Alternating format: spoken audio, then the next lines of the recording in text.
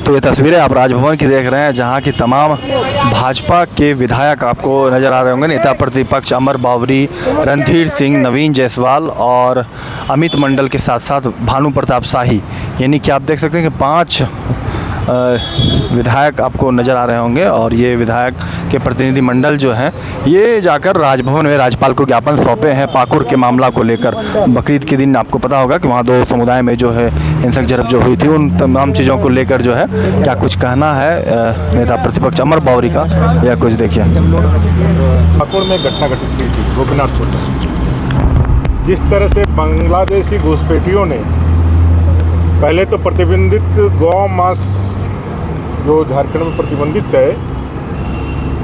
पहले गौ हत्या वहाँ की, और जब वहाँ रहने वाले लोगों ने, झारखंड के नागरिकों ने उसका विरोध किया, तो पश्चिम बंगाल जो सटा हुआ है, एक अंदर उसके दोनों का सीमांकन तय होता है एक छोटी सी नदी से, नहर से, तो ये जा कर के यहाँ के बांग्लादेशी घुसपैठी जो इधर घर बना के रखे हैं, उन लोगों ने जाके वहाँ पश्चिम बंगाल का मुर्शिदाबाद जिला पड़ता है, जंगीपुर लोकसभा पड़ता है और कृष्णानगर क्षेत्र है, वहाँ से सैकड़ों लोग झारखंड घुस करके लोगों के घरों को तोड़ करके, बमबाजी करके, पत्थरबाजी करके, गाड़ियाँ जला करके, उनके घर को लूट करके इतना दहशत फैलाते हैं, इतना मारते हैं कि पुलिस की पूरी छावनी आ जाती है। उसके बाद भी अपने सीमांकन से पश्चिम बंगाल पुलिस की उपस्थिति में वो लगातार पुलिस को भी ललकारते हैं कि भाई हम आपको देख लेंगे। एक बड़ी आबादी जो 2 दिन से असुरक्षा में थी, लगातार कह रही थी कि हमारे जान माल की रक्षा हो, लेकिन प्रशासन, सरकार की तरफ से कोई कदम नहीं उठाया गया। एसपी, डीसी ने वहाँ कम से कम शांति स्थापित की झारखंड की तरफ से, लेकिन सरकार की तरफ से चूँकि अंतर्राज्यीय मामला था, इसलिए जो कार्रवाई उस पर इमीडिएट होनी चाहिए थी, उधर जो रिएक्शन होना चाहिए था, नहीं हो पाया। पश्चिम बंगाल के पुलिस की उपस्थिति में वो लोग हुड़दंग करते रहे, लोगों को डराते धमकाते रहे और बंदूक और बम चलाते रहे। ऐसे परिस्थिति में नागरिकों के भय को देखते हुए भारतीय जनता पार्टी का एक प्रतिनिधिमंडल 20 तारीख को वहाँ गया था, और जो हम लोगों ने स्थिति देखी, उससे ये बात साबित हुई, जो डेमोग्राफी चेंज की बातें हम लोग कहते हैं, वो कितना भयावह हो सकता है। जिस ज़मीन पर वो पुरखों से रहते थे, आज वही लोग, हिंदू लोग कह रहे हैं कि हमको यहाँ से कहीं दूसरे जगह ले जाइए, ये सब हमको जीने नहीं देगा। अगर पुलिस हट जाती है तो कहते हैं कि पुलिस कितने दिन आपको जीवन बचाएगी,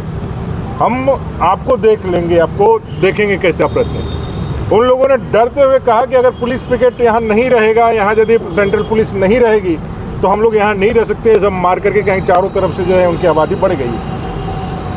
अब स्वतंत्र भारत का वह नागरिक है, झारखंड है भारत के अंदर, पश्चिम बंगाल भारत के अंदर है, गणतंत्र है, लेकिन पश्चिम बंगाल में राजनीतिक संरक्षण से जिस तरह से बांग्लादेशी घुसपैठियों को वहाँ आतंक फैलाया गया है, लोकतंत्र की वहाँ हत्याएं हुई है, वहाँ चुनाव नाम का कोई चीज़ नहीं है, और अगर कोई उसके राजनीतिक दल का समर्थक नहीं है तो उसको बलात्कार, दुष्कर्म, अपहरण और मरने तक के लिए तैयार रहना पड़ता है। वैसा ही कुछ प्रयोग झारखंड में भी जेएमएम, कांग्रेस और आरजेडी की सरकार करना चाहती है। हम लोगों ने इसका पुरजोर विरोध किया, वहाँ पर भी नागरिकों को भी कहा कि आप मर जाना स्वीकार कीजिए, लेकिन यहाँ से जाना नहीं स्वीकार क्योंकि आप भागेंगे तो कितना दूर भागेंगे, ये तो इसी तरह से आपको, आपकी ज़मीन को आपको लूटते हुए चले जाएंगे। और इस पूरे मामले पर ना मुख्यमंत्री एक शब्द कहते हैं,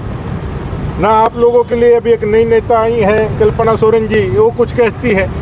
ना जेएमएम, ना कांग्रेस के प्रवक्ता या उनके लोग कुछ कहते हैं। पूरी तरह से संथाल परगना में जहां आदिवासी अस्मिता खतरे में है, वहीं वहां रहने वाले गैर मुस्लिम जो लोग हैं, वहां पे हिंदू है, बाकी आबादी जो है, जो बांग्लादेशी घुसपैठियों के कारण पूरा आज बारूद के ढेर पर डेमोग्राफी चेंज के कारण संथाल परगना खड़ा हुआ है, उसके लिए एक भयंकर और भयावह स्थिति वहाँ पैदा हुई है। तो उस ग्राउंड रियलिटी को बताने के लिए राज्यपाल महोदय के पास आए थे, और आप लोगों से भी, रांची के तमाम पत्रकार महोदय से मैं आग्रह करना चाहता हूँ